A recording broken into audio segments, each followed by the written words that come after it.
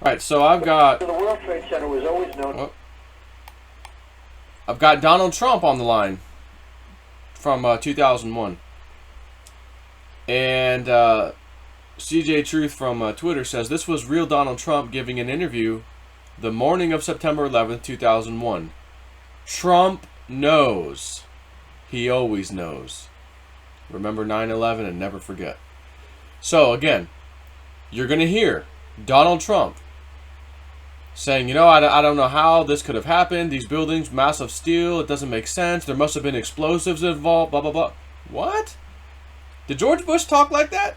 Absolutely not. We went straight to war. We went over weapons of mass destruction, WMDs, WMDs, WMDs, WMDs, no WMDs. We killed Saddam Hussein, no WMDs. What the hell did he even have to do with 9/11 anyways? Nothing. Endless wars. We had Barack after him. Did Barack ever bring up anything about 9/11? That doesn't fit. I don't know how the buildings could have fallen. Absolutely not. He continued on the endless wars. And then we got us a Trump. And listen to what Mr. Trump had to say. Here we go. The World Trade Center was always known as a very, very strong building. Don't forget, that took a big bomb in the basement. Now, the basement is the most vulnerable place because that's your foundation. And it withstood that. And I got to see that area about 3 or 4 days after it took place because one of my structural engineers actually took me for a tour because he did the building. And I said, I can't believe it. The building was standing solid and half of the columns were blown out. I mean, so this was an unbelievably powerful building.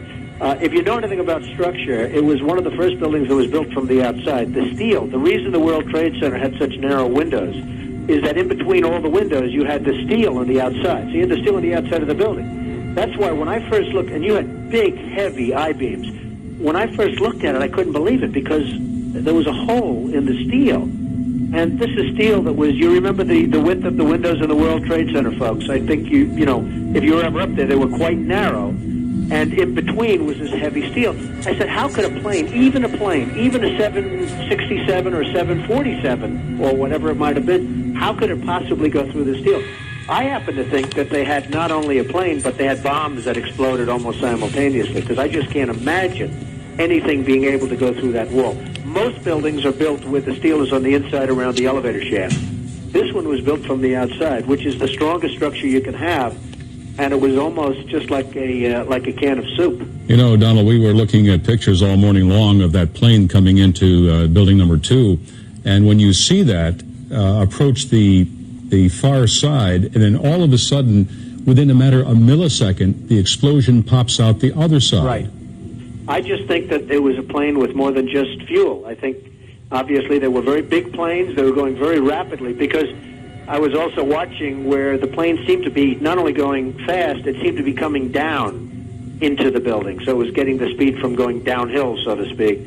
It just seemed to me that to do that kind of destruction is even more than a big plane, because you're talking about taking out steel, the heaviest caliber steel that was used on a building. I mean, these buildings were rock solid. And, you know, it's just an amazing thing. This country is different today.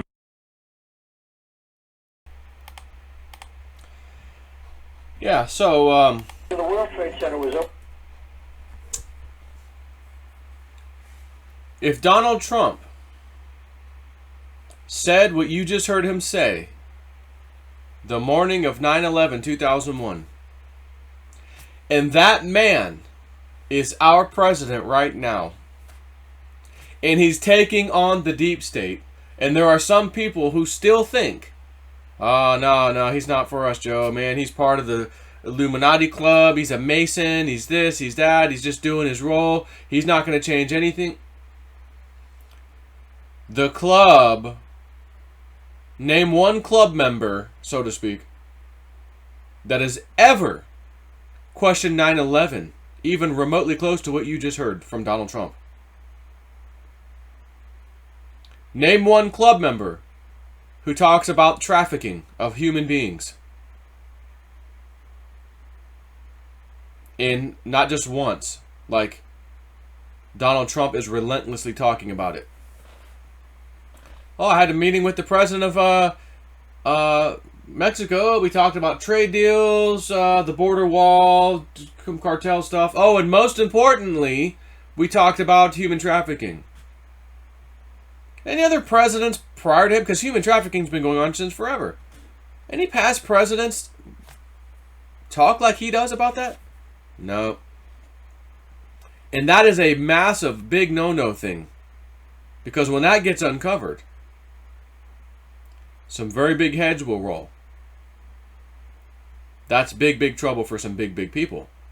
You would never, ever be allowed to discuss those matters. Ever. You would also never be allowed to talk about a current president at the time and demand, not necessarily demand, but just ask Barack, this whole controversy about your birth certificate, just show it. And then he said later, I was credited with, it was after I said that, Trump, after I said that Barack produced it. And yours truly has videos, some of my earlier ones, by the way, still available on YouTube, where I picked apart Barack's birth certificate that he posted on the White House website for download. I downloaded it as a PDF, but the secret was open it with Adobe Illustrator. And when you did that, so whoever put it together, whoever created that document, digital document, they did not flatten the layers when they were done. They left them intact. Big mistake, or they knew that it was a mistake and maybe wanted people to find it. I will never know. Unless that person decides to come on and say so. Anyways, I download it, open it with Adobe Illustrator, and the key parts of that document that you would need to modify, like the date, the doctor's signature, like all these key elements, you could grab with a mouse and just move it right off the screen and then push it right back down where it belonged. So the argument was, well, hold on. If you scan a document into a scanner, like in other words, they're trying to say Barack Obama scanned his birth certificate, right? Because he had a digital copy of it. It's a 1969 or whatever birth certificate, or 60 something, whatever his year was. I don't even remember now. And if you scan it, and you have OCR text recognition turned on through the scanning program or whatever, it will create layers. And by the way, it's true. It will do that. So I took not only his, but another person's that was born in the same year with the same birth certificate that we found online. And I scanned both of them into my own scanner with OCR text recognition turned on, and it created a crap ton of layers, like 30, 40, 50 layers. I don't remember the number now, but it was a lot of different layers, and they were absolutely randomized. Like you could, like in other words, none of the layers created was like, oh, there's the doctor's signature, that's one layer. It was never that. It was just some random cut up thing.